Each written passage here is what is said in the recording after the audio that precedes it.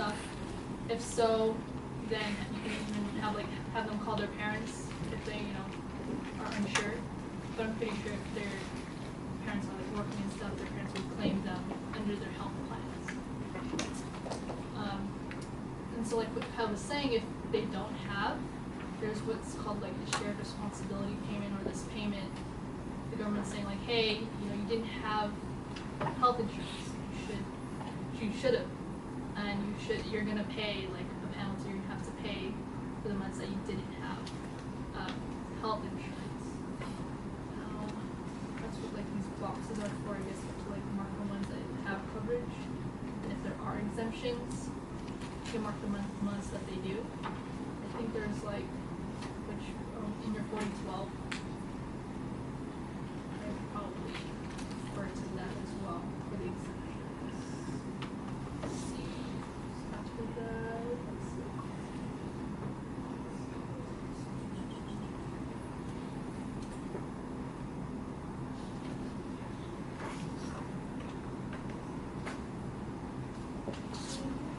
That's it for this form. So after they fill out this form, that's when you're ready to start the tax return. Let's see. I'm not sure if you guys still do this, but do you make photocopies of the W-2s or anything like that? Yeah, we make photocopies of all documents except for Social Security and license.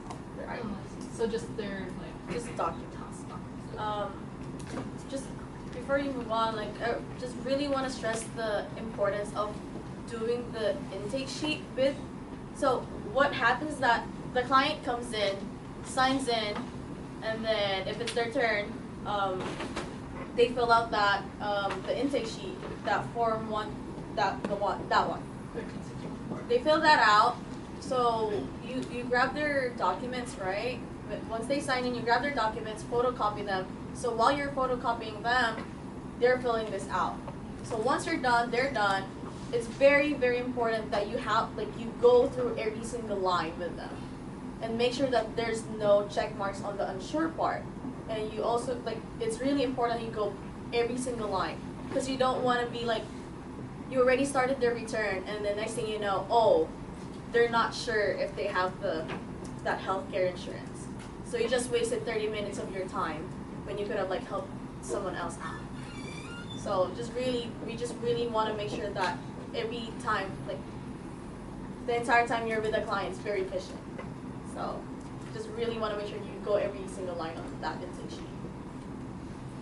Yeah, that's right. I think, I'm not sure if you also do this as admin meetings, but if there were unsure boxes, I would sit down with them, and finally if they said yes or no, I would cross it out and initial, so and the co-coordinator knows that this has been reviewed and changed from unsure to okay, it's yes or no. Just because you just don't want to leave anything unsure. That could really make a difference. Yeah, we'll try to do a simulation on the case study training, so make sure everyone's there. I mean, it's required for you guys to be there.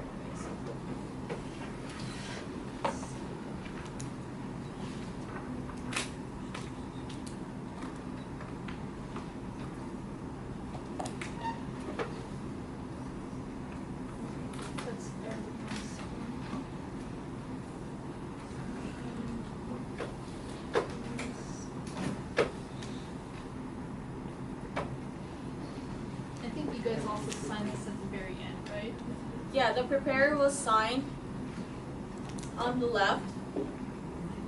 Is that one? Yeah. This is the volunteer. Yeah, the preparer will sign. So whoever is going to prepare that return will sign there. And then the quality reviewer will sign on the right. That way we can keep track. This is another way we keep track of how many returns you guys did. And so that if there's discrepancies with the return, we know who to reach out to. That's important just because we need to fix it. Before I think they didn't really sign these things back then. So when you fix it, you have to find which account to log into. If there was a discrepancy about the Social Security or whatever like that, then you would have to log in. So this would just be a nice way to find out okay, who prepared this return. Let me find them. Let's fix it.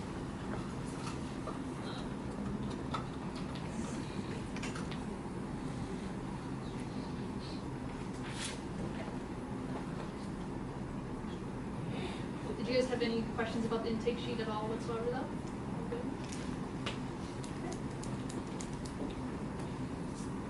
Does anyone do taxes here for a living at all now? Maybe? I know I had someone before who did like taxes on the side, like for people with like TurboTax. Anyone who did like internships in tax? Okay. Can you raise your hand so I can apply? Like, remember these faces. These are your resources, people. Reach out to them. Yeah, I'd probably, I don't know about making a list, but just so people kind of know who to reach out to or like name tags. Just because it's like easier to go to someone who knows. Okay. So now we're going to start with the 1040. So you guys hopefully are a little bit familiar from your tax classes from way back. So we kind of took care of this top half. Now, I haven't seen the software, but before we used to use TaxWise. Now I think it's TaxSlayer. So It's not the best. it's not the best. Well, I'm not sure if they're gonna do it like through, like at work we have like an organizer where it's straight inputs, or if there's like an option just to do it through like the tax form itself and kind of like go through there and drill down.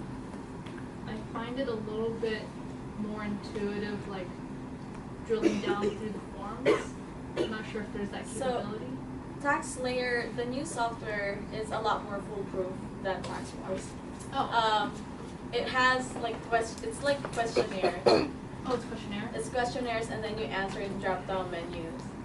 Like So, and then TurboTax it's either that or you put in the number. Or you put the number? The number, like whatever is on the document. So does it ask like kind of like line by line, like on W2, what's the number on this? On TaxSlayer? Yeah. So if it asks, say, if I'm inputting a W2 and like line whatever or taxes withheld, will it ask? Yeah, it will ask that. It will ask how many or how much taxes were withheld? Yeah. And will it ask for the line item, or you have to figure it out yourself? Well, it's numbered the Oh, same it's way. numbered. Yeah. Okay, it's numbered the same way.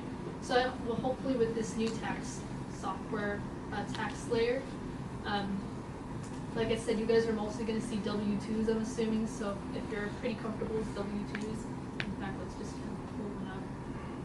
I like looking at forms, so let's see. Let's change this to W-2.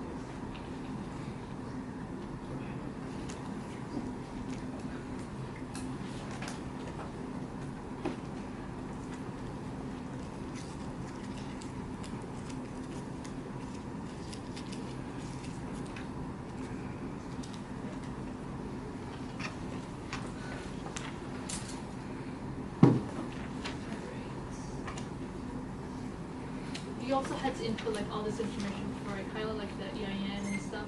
Okay. Yeah. So pretty much most of the forms of W-2s would look like this, or the one that's broken up in fours, like quadrants. And I mean, like I said, I'm not sure how TaxSlayer will do it, but if it's a questionnaire, it should be straightforward. Like you'd be inputting the EIN. That's the ID number basically of their employer, and then make sure you get these addresses right. Again, I know it's a hassle to talk about these admin items, but like addresses, EINs, please, please, please, like make sure you double check the numbers, because a lot of these rejects are related to just transposing numbers. Like instead of 36 dash whatever, you put like 63, and it's pretty common. But again, that's what our quality reviewers are there for. But make sure to check these items and that they match. Another thing is that sometimes clients are like, oh, my actual name or my last name is this and this, or my address is this and this. But when in doubt, you always want to match your source documents. Like don't like really go off of what they say, but if the W-2 says it's this address and their driver's license or whatever it asks for, like says this address or whatever, match your source stuff, always. I'll think of some instances.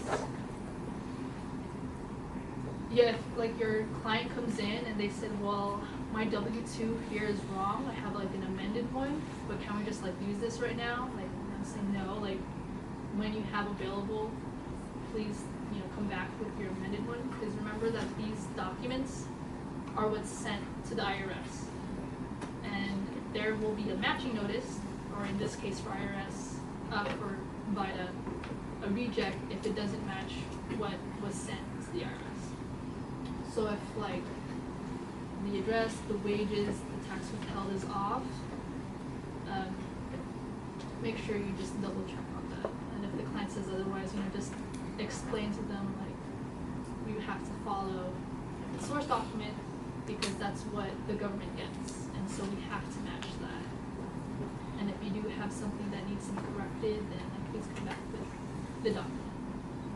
And that's maybe something that they would note, I'm not sure on the intake sheet, or that's a discussion to have if you have any questions with your co-coordinator, if they're like, oh, I need to file this, I need to file this now. There's no, shame in like saying like, can you please hold on, let me talk to my supervisor or in charge, whatever. Better safe than sorry. You don't want to just file left and right and whatever to get that coveted who can file the most, returns kind of thing. What is the use of filing like 30 returns if 20 of them are rejected, right? I know that's extreme, but keep in mind we're all about quality, right? Quality and quantity can go hand in hand too if you're that good, but keep in mind quality. Okay. Let's see. Any questions so far about W2? Okay, so that's most likely what you're going to receive. So number 1, your wages. That's probably the most that you're going to input for VITA purposes. And so that should be matching on your line 7, right? Wages, salaries, tips. If they're like a server and they get cash tips, the quiz, are those cash tips taxable? Yes. Yes, right? So just because they might not be on the W-2, you still need to report that on your 1040. The government still says like, hey, yeah, it's not, either under the table, I don't know, or just cash that's not been on, your W-2 or whatever like that. Like, they still have to drill it down here on line 7. So depending on how the software works, if it asks you were any cash tips dispersed or given to you during the year, then you just add that in. So I think that's just one case where you would just have to rely on the taxpayer. They might not have a source document for that saying this is how much I made in tips. But again, Probably not going to tell you. I'm not going to tell you. Yeah, exactly. That's probably another thing. So that's not really a responsibility of the preparer then. It isn't. Yeah, and just go ahead. It might be jumping a bit, but I remember last year people had like donations to charity, and it was like mostly for itemized. But I think also in the 1040, a certain amount can go for donations. Is there a place we would put that? I think we were having confusion with that last year. Like on the Schedule A? Yeah, like if they're not, if they're not itemizing, but they still do donations. Well, If they're not itemizing, they did donations, and the standard would be higher. yeah, exactly. Like the big picture is that if all in all the total of your itemized deductions do not exceed your 6,300, your standard deduction, then they don't get a benefit. Say if they donated like 500, that's the only thing that they did. Can't use You Yeah. would still just go for the standard deduction. A good question, yeah. That's one of those things where exactly what we were saying, spinning your wheels. If you think just thinking about that one threshold number will save you an amount of time, and just by like explain to the taxpayer, just keep that for your records, and thank you for supporting these charities. But you would benefit more from the standard deduction.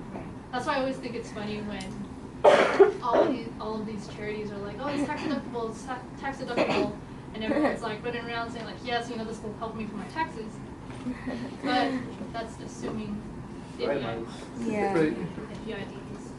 Most people don't. Most people don't. I mean, when it comes to VITA, not a lot of people would itemize, like I mentioned before. But yeah, good question.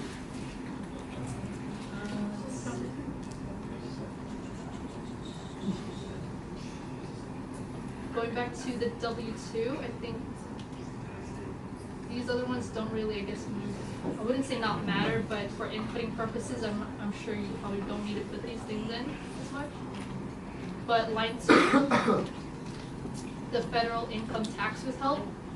So like we said, W-2s would reflect the amount of withholdings that the employer took from the taxpayer, right? Because throughout the year, you're kind of like guesstimating how much you kind of like will make in the whole year. So throughout each paycheck, you're getting taxes withheld throughout the year, because you don't want to just pay tax, or the government doesn't want you to just pay your taxes at the end. They want it throughout the year, and one of the easiest means is through your W-2. So that is going to show up in the payment section of your 1040. Right here, line 64. So looking back from your source documents to your 1040, line 1, wages, should show up on line 7, right, on the income portion of your 1040. And then your withholdings, number 2 on your W-2, should show up here, right, payments. Let's see. So that's just that W-2.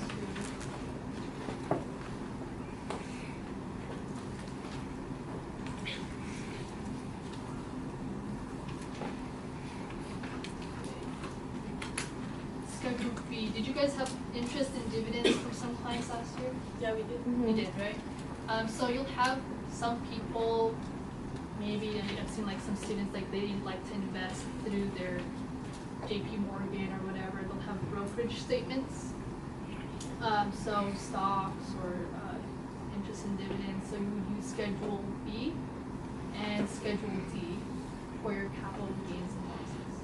So I think the name of the form, is it like your 1099s? Most likely if they do like multiple things like stocks, interest, and dividends, it would be a consolidated 1099. Hopefully they have those printed out, or if they don't and they say like, hey, can I pull this up on like your computer and print it out, let them feel free, I guess, if they need to, just let them print it out, if you just want to see those things throughout the year. Yeah. If they have foreign interest or dividends, is that in our scope? I think there's some extra steps.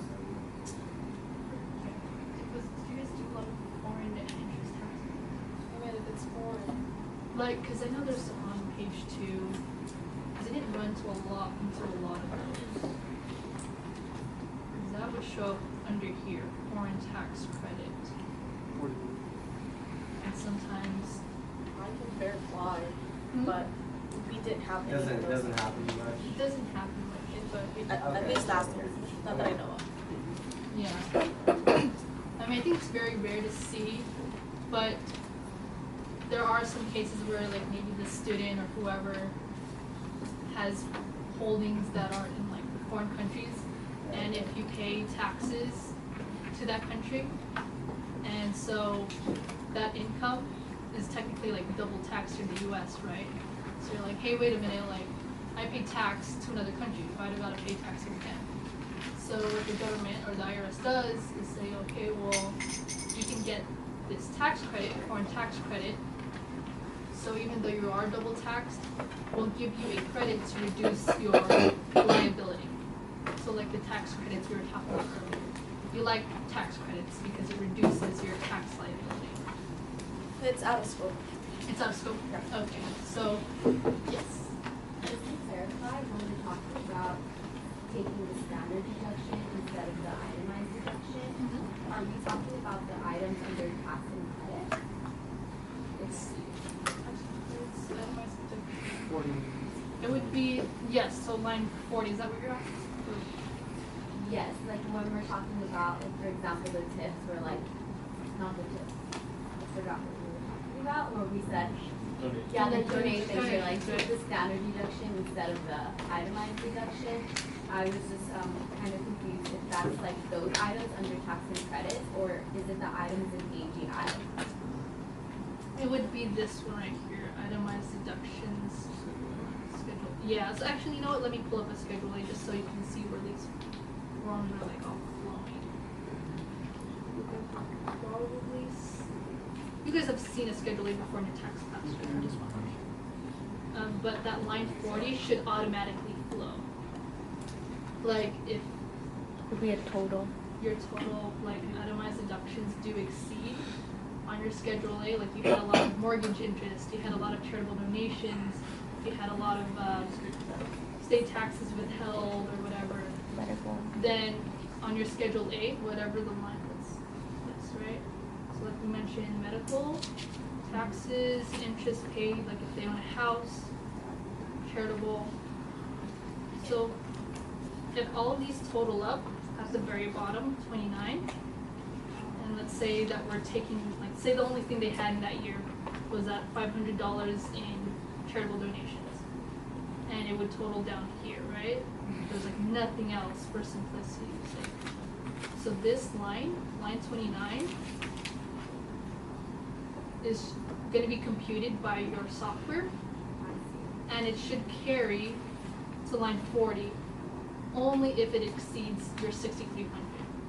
If the computer is saying like, okay, 500 is less than that 6,300, you shouldn't do a manual input. It should flow automatically. Like line 40 should be that 6,300.